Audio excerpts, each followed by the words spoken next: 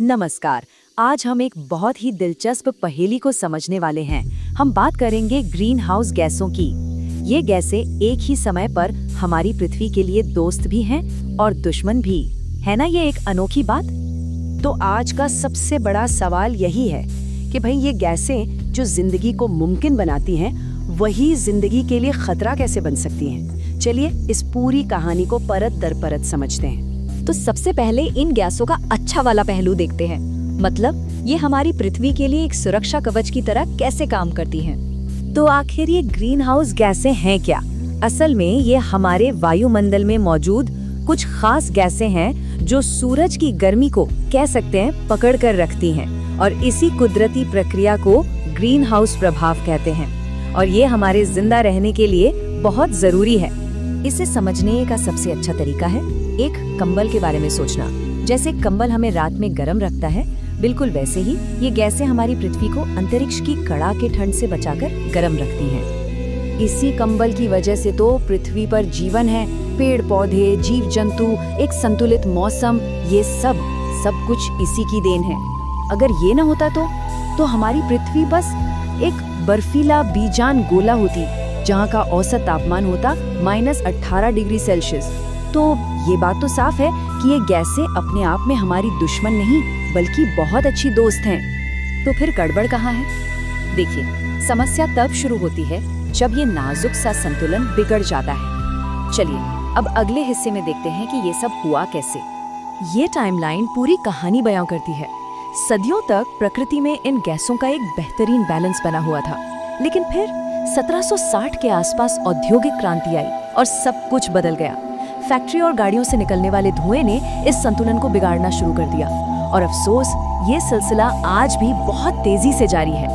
तो सबसे जरूरी बात यही है, जब ये गैसें एक संतुलित मात्रा में होती हैं तो ये जिंदगी देती हैं, लेकिन जब इनकी मात्रा जरूरत से ज्यादा हो जाती है तो यही कंबल हमारी पृथ्वी को बहुत ज्यादा गर्म करने लगता है, और इसी को हम ग्लोबल वार्मिंग कहते हैं।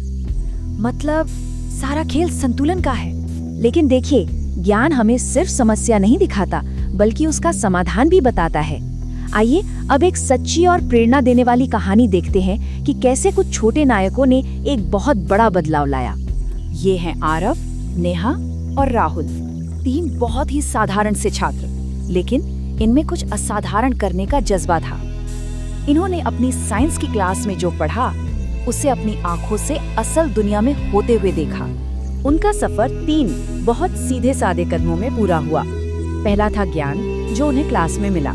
दूसरा था अवलोकन, उन्होंने अपने शहर में बढ़ते प्रदूषण और कटते पेड़ों पर गौर किया। और तीसरा था कर्म, वो चुपचाप नहीं बैठे, बल्कि एक अभियान शुरू किया ताकि जो वो जानते हैं वो दूसरों तक भी पहुँचे। और इसका नतीजा कमाल का। उनके छोटे से प्रयास से पूरे समुदाय में एक बड़ा बदलाव आया। लोगों ने अपनी रोज की आदतें बदलनी शुरू कर दी, पेड़ लगाए, साइकिल चलाई, बिजली बचाई। और जानते हैं, उनके काम को इतना सराहा गया कि शहर की नगर पालिका ने उन्हें यंग चेंज मेकर्स अवार्ड से सम्मानित भी किया। आरव, नेहा और राहुल की कहानी हम सबको एक रास्ता दिखाती है। तो चलिए अब देखते हैं कि इस संतुलन को फिर से बनाने में हम सब अपना योगदान कैसे दे सकते हैं। ये स्लाइड हमारी एक्शन गाइड की तरह है। एक तरफ वो काम है जो हमें करने चाहिए, जैसे ज्यादा से ज्यादा पेड़ लगाना, ऊर्जा बचाना, और दूसरी तरफ वो काम है जिनसे हमें बचना चाहिए, जैसे पेट्रोल डीजल की बर्बादी और पेड़ काटना। हर एक छोटा कदम बहुत मायने रखता है। तो हम घूम फिर कर उसी एक जरूरी शब्द पर वापस आते हैं, संतुलन। हमारा आने वाला कल इसी संतुलन को दोबारा बनाने और उसे बनाए रखने पर ही निर्भर करता है।